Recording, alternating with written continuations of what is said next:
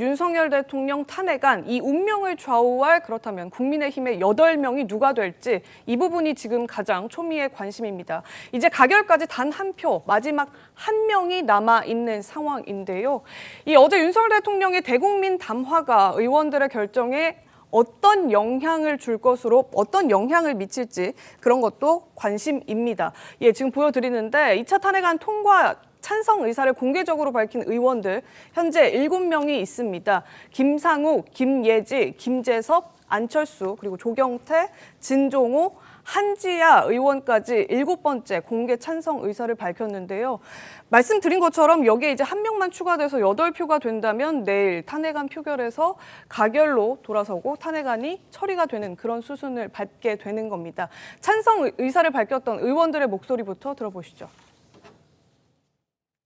지금 탄핵 찬성으로 당론이 좀 바뀌어야 한다고 보세요? 그건 너무도 당연하고요. 윤석열 그분 이야기는 하지 마세요. 이제 윤석열 씨라고 하겠습니다. 어차피 그분이 대통령이에요.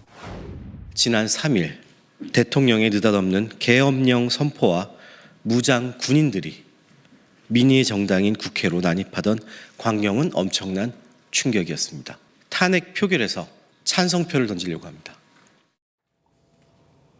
네, 지금 탄핵에 찬성하겠다 이런 의원 7명의 자율투표를 주장하고 있는 의원들도 늘고 있는데 지금 국회 앞에서는 또 김상욱 의원이 탄핵 표결에 좀 동참해달라 이렇게 피켓 시위까지 하고 있는 상황으로 전해지고 있습니다. 지금 화면 보시면 지금 저렇게 본회의장 앞에 있는 본청 앞에서 탄핵에 좀 동참해달라 이런 피켓 시위를 오전 8시부터 하고 있다고 하는데요. 내일까지 무기한으로 표결을 앞둔 그 직전까지 무기한으로 하겠다 이렇게 주장을 하고 있는 상황입니다. 저렇게 공개적으로 찬성해달라라는 얘기까지 하고 오늘 국민의힘은 어쨌든 당론을 정하겠다고 했는데 이런 분위기가 당론을 결정함에 있어서 영향을 좀 미칠 수 있을까요?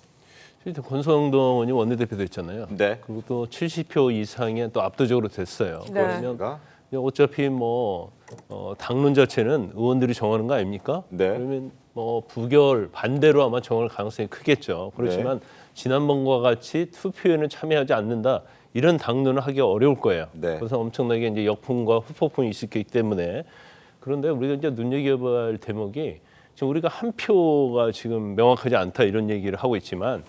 어제 원내대표 투표 결과를 보면 내일 탄핵에 갈 가능성이 굉장히 높다 이렇게 보거든요. 왜냐하면 권성동 원내대표가 압도적으로 70표 이상의 표를 얻어서 원내대표가 됐지만 김태호 의원이 뭘 주장했죠?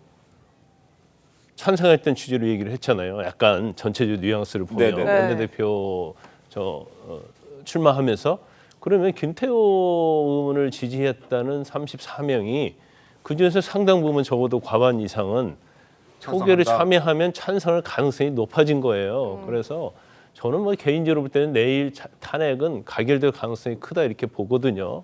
그래서 지금 여러 가지 이제 내부적 상황도 그렇고 이제 커밍아웃 한 의원만 7명이지 커밍하지 않은 의원들도 상당수 있을 것이다. 그래서 당론 자체를 탄핵에 참여하지 않는 걸로 만약에 정하면 그러면 변수가 있을 수 있다고 생각하지만 그래도 참여하는 의원이 생길 거예요. 있을 거예요.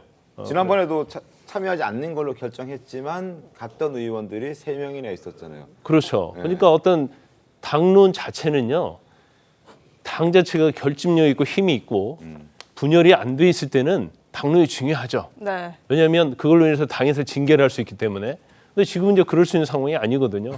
그러면 이탈표가 상당히 많이 생길 가능성이 크다. 저는 그렇게 봅니다. 알겠습니다. 오늘 김재원 최고도 라디오에 출연해서 한동훈 대표에 대한 소통에 대한 문제를 지적하면서 지금 통제력을 상실한 상태다. 그러니까 내일 탄핵 통과 가능성은 높아졌다 이렇게 지금 평가를 하고 있는 그런 상황이네요. 내일 상황을 저희가 좀 지켜보도록 하겠습니다. 자.